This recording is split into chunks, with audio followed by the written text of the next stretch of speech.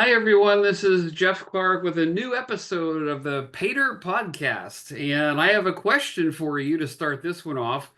What do the CFO of Snowline Gold, Sean Khunkhun of Dolly Varden Silver, multiple successful geologists, and the president of this company all have in common? They all own this stock. So, ladies and gentlemen, I'd like you to welcome Marcus Harden, the president of Gladiator Metals. Marcus, thanks for joining me. Thank you very much, Jeff, for having me on. Great.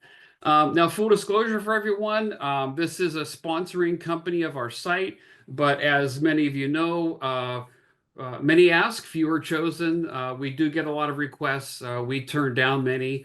We only invite sponsoring companies of ones that meet the criteria in the book Pater and also have to be a stock that we own or would own after we first tell you about it. That is the case with Gladiator Metals. I do own the stock, and the darn thing's run away from me, Marcus. I haven't been able to get Oh, a, that's a good to second know, tranche Jeff. because it's doing so well. But Well, I uh, think I think we've got plenty more catalysts coming if that's good to hear, I Jeff. think you do too. It really looks like you're onto an emerging trend here. But before we jump into that, Marcus, we always start with the people. So will you tell us a little bit about your background? I don't know how many in the retail world know you, but tell us about your background and maybe some of the successes you've had as a geologist. Yeah, thanks, Jeff. So I'm a geologist of around 25 years experience, most of that international. As you can probably tell, I'm not from Canada originally. I was born in Australia, and most of my career has actually been overseas. So I've been very fortunate to be involved in a few junior companies that have gone all the way through from discovery to mining. So in China with Tanjianshan, in Australia with Bellevue Gold, and also in West Africa with a couple of companies as well, Griffin Mining and Griffin Minerals and Resolute as well over there that have been able to take through. And then my most relevant experience, I guess, in the copper space is I was a principal geologist for First Quantum Minerals as well. So Yeah. out in West Africa. Yeah. Very good. So you've been involved in multiple, not just companies and projects, but multiple discoveries. That's awesome. Yeah. And I came over to Canada in about 2020 to run an exploration company. And as you'd know, that was the very start of COVID. So I came for 3 months, and here I am 5 years later, and I now have a Yeah. Canadian wife and three children, and I'm probably not leaving. So yeah, stuck. Yeah. That's great. That's great. Well, we're glad to have you, and I'm sure glad that you're with Gladiator. So, hey, lots going on with the company, but let's talk about this report today with the drill results. 18 meters of 1.1% copper from surface, and within that, over 77 meters of 0.7% copper. So, Marcus, talk to us about that and what the significance of these findings are today, because they were at a different part of the asset.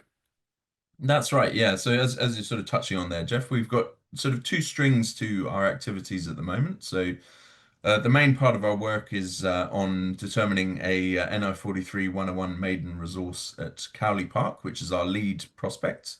And we're well on the way to that. We've been putting out some good results over the last couple of months. And we anticipate getting that together in sort of Q2 2026.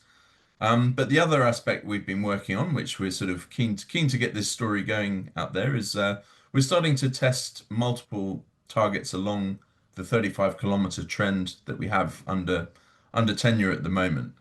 And these new results, they come from a different area. It's about 15 kilometers to the northwest of Cowley Park. It really our first drill holes into the area. We did a little bit last year, but which helped us vector in. But yeah, we're really pleased. Our first hole into that, we hit, as you mentioned, 77 meters at sort of point 0.8 almost from surface. But within that, a nice little high-grade core, 18 meters of above a percent copper as well. So we were obviously really excited by that. That actually, when we couple that drilling with the historical drilling in that locality, we're starting to sort of firm up mineralization over about 600 meters of strike. Still very shallow. We're still talking certainly sub 100 meters. But just for comparison, that's about the same size as Cowley Park, actually, the area that we're working up to resources. So we feel we've got a little bit of an emerging area that we can start to get our teeth into as another near-term resource as well. Yeah. Now, will this new zone be part of the resource next year, Marcus? Or No, most likely not. No, I think we've just put our first couple of holes into this.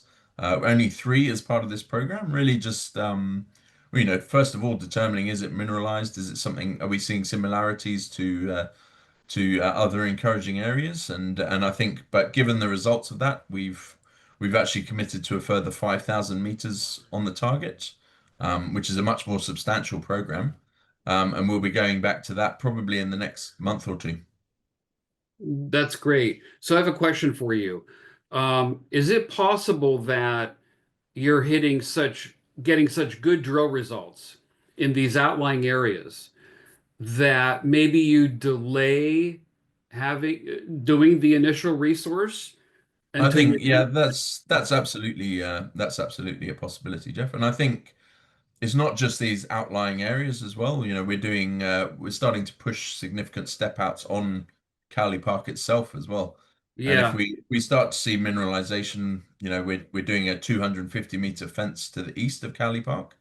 If that sort of maintains the sort of levels of mineralization that we've been seeing, then obviously we're now dealing with a much larger area, a much larger target, and initial resources will be pushed down the line. Yeah, that's right. yeah, okay, gotcha. So it really depends on what you see the rest of this year, I guess, right? That's right. Yeah, yeah. Okay, And we've got we're very fortunate that, this we've only really been going for about 2 years up in you're White.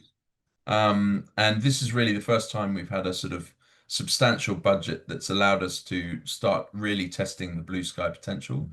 And that's coupled with new geophysical data sets that we've built over the property as well. So we flew drone mag late last year. That helps us identify both from a direct detection perspective magnetite skarns, which tend to be mineralized, but also the prospective geological trends. But actually, we've just been doing gravity, and we feel that that's actually a bit of a sort of data set that's managing to really open up large scale targets, particularly undercover. The skarns are a lot denser than the country rock, so Hmm. they light up. And if our next sort of filter is if we have these large gravity highs that potentially represent skarns, if we can map a skarn on surface, or we have a historical drill hole that has skarn and mineralization, then we can say, yes, this large target is a skarn, it is mineralized, and then it becomes a target for systematic drilling. So at the moment, Yeah, we're trying to test as many of those areas as possible, start building those pictures, because obviously yeah. another part of the work is making sure that the drilling is focused on the targets that are going to get us the results fastest as well. So most cost-effective drill targeting Right. we can. Gotcha, gotcha. This is potentially exciting, though. For those that don't know, this is actually a brownfields project. There's been mining here before, right, Marcus? But you're the first company to really come along, as young as you are, and test this with modern exploration techniques. Am I right about that? Yeah, so it operated as a mine from 1967 to 1982.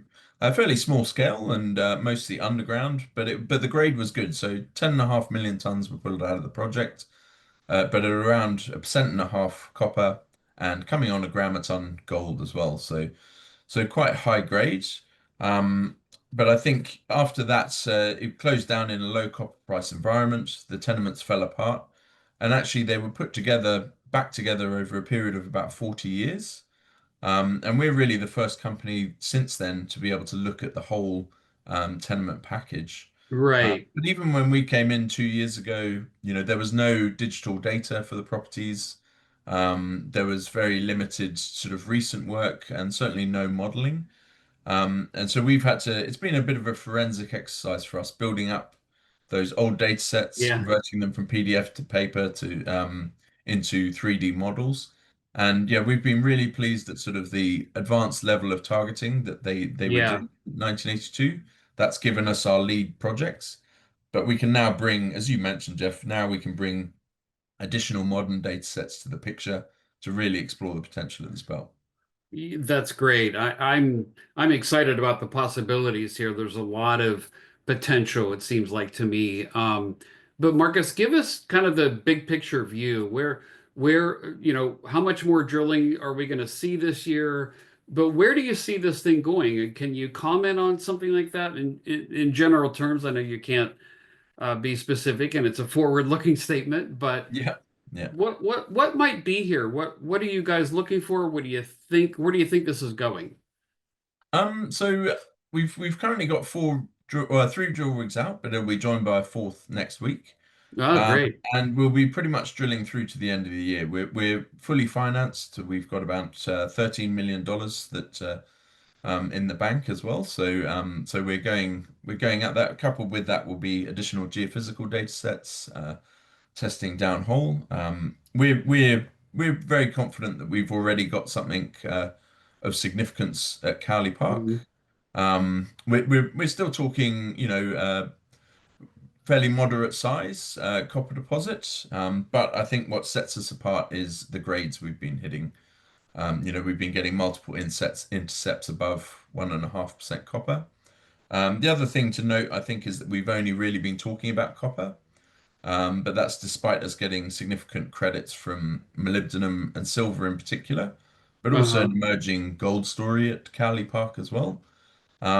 And once we've got some metallurgy, we'll be able to start talking about copper equivalents, which will again give us another lift in terms of overall grade.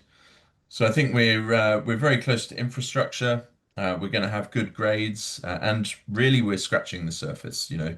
I think our deepest drill hole that we did the other day was about 325 meters at Cowley Park. So all mineralized intercepts is generally within 200 meters of surface. So we haven't Yeah. pushed the envelope at depth. We haven't pushed it along strike. And that's just one of our advanced project areas as well. Right. I mean, you may have more than one Cali Park. Is that a fair statement? I mean, Yeah, I think so. Well, to bring us back to our release today, from Best Chance, we're already seeing mineralization over a similar strike length to Cowley Park. But depth of drilling there, we're really certainly less than 100 meters to date. And, we've only put four holes into it. So, that could certainly be Cowley Park. And if we can link that up to some of the other target areas, which there's no reason why it doesn't,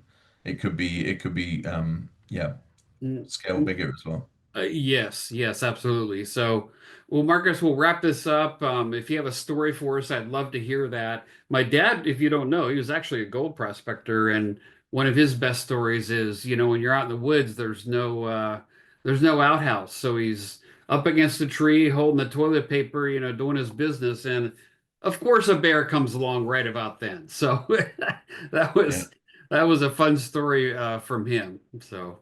Yeah, no, I have to say this is pretty much a unicorn project. We're only located about 25 kilometers from the city of Whitehorse, so we've got very easy access throughout the area. We all can just live in town. All of That's that feeds great. through to low drill costs and low unit costs on all of our work. Yeah. But I think the downside, Jeff, is we probably don't have any good stories about being encountering grizzly Yeah. bears out in the bush. Yeah, Which could be a good thing too, yeah, right? exactly. Yeah, yeah, yeah, Great. Well, Marcus, thanks for joining me. I appreciate the input on this. It's an exciting story, and I wish you all the best. As a shareholder, I want you to get back out there to work. Okay, so yeah. No, happy to. Thank you, Jeff. yeah. Well, thanks everyone for watching this episode of the Pay Dirt Podcast. I'm Jeff Clark. You can tune in at thegoldadvisor.com and read all our analysis on this company for free. Just establish some login credentials. And of course, you can unsubscribe anytime if you don't like it. But we do provide ongoing analysis of the company of every major press release. Thanks for watching, everyone, and we'll see you on the next episode.